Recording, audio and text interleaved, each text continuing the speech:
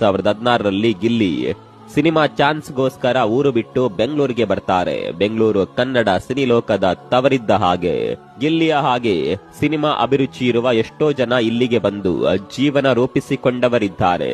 ಮಂಡ್ಯದ ಹಳ್ಳಿ ಹುಡುಗ ಗಿಲ್ಲಿಗೆ ಬೆಂಗಳೂರಿನ ಸಿಟಿಯಲ್ಲಿ ಯಾರೂ ಸಹ ಪರಿಚಯ ಇರಲಿಲ್ಲ. ಆದರೂ ಸಹ ಧೈರ್ಯ ಮಾಡಿ ಸಿಟಿಗೆ ಬಂದಿದ್ದ ಗಿಲ್ಲಿಗೆ ಇಲ್ಲಿ ಆಶ್ರಯಕ್ಕೂ ಸಹ ಸ್ಥಳವಿರಲಿಲ್ಲ. ಬೆಂಗಳೂರಿನ ಕೆಲವು ಛತ್ರಗಳಲ್ಲಿ ಊಟ ಮಾಡಿ ಕಾಲ ತಳ್ಳುತ್ತಿದ್ದ ಗಿಲ್ಲಿ ತನ್ನ ಕೆಲ ಸ್ನೇಹಿತರಿಂದ ಕಂಠೀರವ ಸ್ಟುಡಿಯೋಗೆ ಮೊದಲ ಬಾರಿಗೆ ಬರ್ತಾನೆ. ಇಲ್ಲಿ ಸಿನಿಮಾ ಶೂಟಿಂಗ್ಗಳು ನಡೆಯುವ ಬಗ್ಗೆ ತಿಳಿದುಕೊಂಡ ಗಿಲ್ಲಿ ತನಗೂ ಸಹ ಏನಾದ್ರೂ ಕೆಲಸ ಸಿಗುತ್ತಾ ಅಂತ ತಡಕಾಡಿದಾಗ ಅವರಿಗೆ ಕಡಿಮೆ ಸಂಬಳದ ಸೆಟ್ ಬಾಯ್ ಕೆಲಸ ಸಿಗುತ್ತೆ.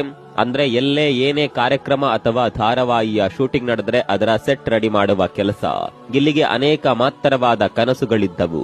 ಅವರಿಗೆ ಸ್ವಂತ ಕತೆ ಮಾಡಿ ನಿರ್ದೇಶಿಸಿ ನಿರ್ದೇಶಕರಾಗುವ ಹುಮ್ಮಸ್ಸಿತ್ತು. ಆದ್ರೆ ಆರಂಭದ ಆ ಕಷ್ಟದ ದಿನಗಳಲ್ಲಿ ಅವರ ಹತ್ರ ಟ್ಯಾಲೆಂಟ್ ಬಿಟ್ರೆ ಹಣ, ಹಿನ್ನೆಲೆ ಇದ್ಯಾವುದೂ ಸಹ ಇರಲಿಲ್ಲ. ಹಾಗೆಲ್ಲ ಮದುವೆ ನಡೆಯುವ ಛತ್ರಗಳಲ್ಲಿ ಊಟ ಮಾಡ್ತಾ ಅವರಿವರ ರೂಮುಗಳಲ್ಲಿ ಮಲಗಲು ಒಂದಿಷ್ಟು ಜಾಗ ಪಡೆದು ಅವರು ಕಾಲ ನೂಕಿದ್ದುಂಟು. ಈ ಸಮಯದಲ್ಲಿ ಏನ್ ಮಾಡೋದು, ಹೇಗೆ ಸೆಟಲ್ ಆಗೋದು ಅನ್ನುವ ಗೊತ್ತು ಗುರಿ ಅವರಿಗಿರಲಿಲ್ಲ. ಸ್ನೇಹಿತರ ರೂಮ್ಗಳಲ್ಲಿ ಕೇವಲ 1 ವಾರ 2 ವಾರ ಮಾತ್ರ ಇರಲು ಸಾಧ್ಯವಿತ್ತು. ಯಾವುದೇ ದುಡಿಮೆ ಇಲ್ಲದ ಗಿಲ್ಲಿಯನ್ನ ಹೆಚ್ಚು ಸಮಯ ಉಚಿತವಾಗಿ ರೂಮಲ್ಲಿ ಇರಿಸಿಕೊಳ್ಳಲು ಯಾರೂ ಸಹ ರೆಡಿ ಇರಲಿಲ್ಲ.